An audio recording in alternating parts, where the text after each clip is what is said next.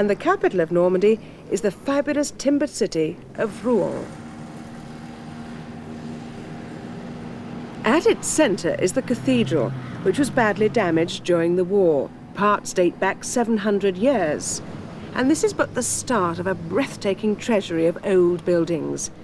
In the first place, there are two more massive Gothic churches, the Abbey Church of Saint-Ouen and the Church of Saint-Maclou.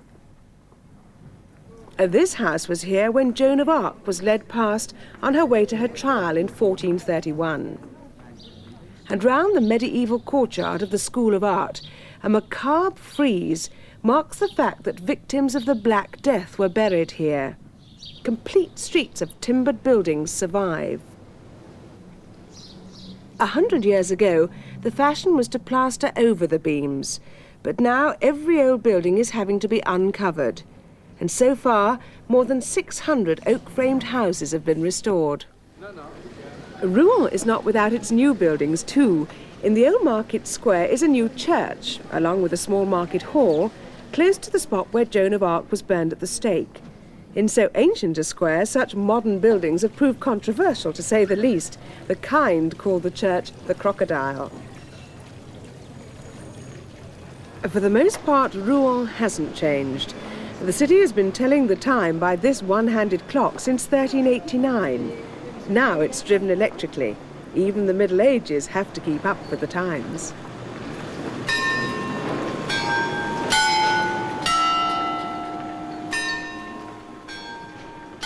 And here in Fécamp, 40 miles from Dieppe, is an improbable and pinnacle piece of architecture which belongs to no time. It was built in 1863 to house a process from 1510, which today has become a multi-million franc industry.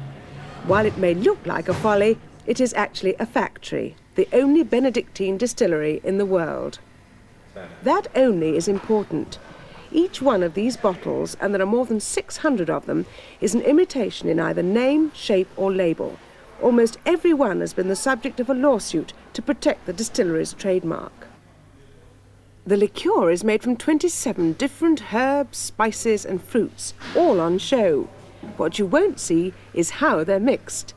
And although Benedictine came originally from the Fécamp monastery in the 16th century, there's not a monk in sight, unless you count the statue of the inventor. A shrewd local businessman stumbled on the original recipe 120 years ago. After 5 separate distillations, the liqueur is kept in oak casks for 3 years, blended and then produced at the rate of 35,000 bottles a day. This is one French flavour which can be exported, but no one can bottle the flavour of France itself. Dieppe Saturday market is totally and inimitably French.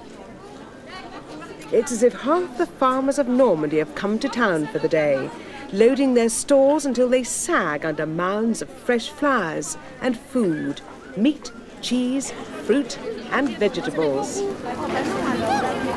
France is changeless, and Dieppe, just a ferry trip from Britain, is instant France. And that, when the price of petrol keeps going up and up, could be important to those who still need to feast on the French way of life. Madame, s'il vous plaît, ces artichauts? Oui. Bien.